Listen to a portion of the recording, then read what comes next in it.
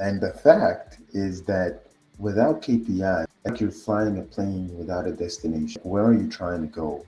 What is the overall objective for this campaign? And I encourage anybody watching this, if you run these goals ensure that your efforts are strategically driving towards your overall business goals, which is essential for long-term success. Now that we've covered the basics of setting smart goals, I think the next step is rolling up our sleeves and putting these concepts into practice.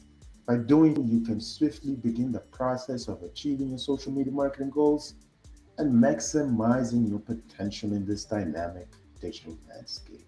Without further ado, let's look at identifying key performance indicators, rather, I should say, is KPI. As we dive into KPIs, you might be wondering why a KPI is important in social media campaigns. And the truth and the fact is that without KPI, like you're flying a plane without a destination. Where are you trying to go? What is the overall objective for this campaign? And I encourage anybody watching this, if you run social media campaigns, if you spend money on ads, what is your goal? What is your goal at the end of each month? How are you improving? You've got to have these so that you set your basis and which way you're headed and how you're moving. They enable you to track your success and direct your campaign strategy. Let's decode KPIs a little bit here. Understanding what is a KPI in the context of social media. As I'm sure that the definition of KPI, it stands for Key Performance Indicator, and it's a measurable value that demonstrates how effectively a company is achieving its key business objective. For example, if you're an e-commerce business, your KPI would be the number of purchases you made through ads that you run on Facebook or Instagram. And any company that is, or anybody who is using social media for commercial or for professional services, or for professional purposes, I should say, not professional services, professional purposes, you should be able to have some KPI that you can establish and that you can measure your campaign by. So how do you got the KPI then? Because if these KPIs are driving you, you've got to make sure that you have the right ones. So let's look at choosing the KPIs. Choosing the KPIs significantly depends on the specific objectives of your campaign. What are you trying to do? What is your objective? These goals can encompass a variety of targets, such as creating brand awareness, generating valuable leads, boosting web traffic, or even increasing sales figures. This refers to the total number of unique users who have viewed a post or advertisement at least once during the campaign period.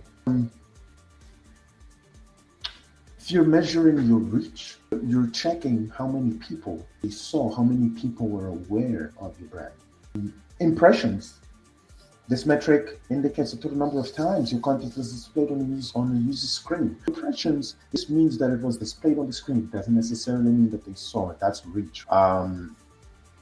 But it still means that it loaded. The algorithm felt that it would show or that it would be relevant to this particular person. And doesn't necessarily measure clicks, but it means that people saw it, right? And if you're going for awareness, you want people to see it.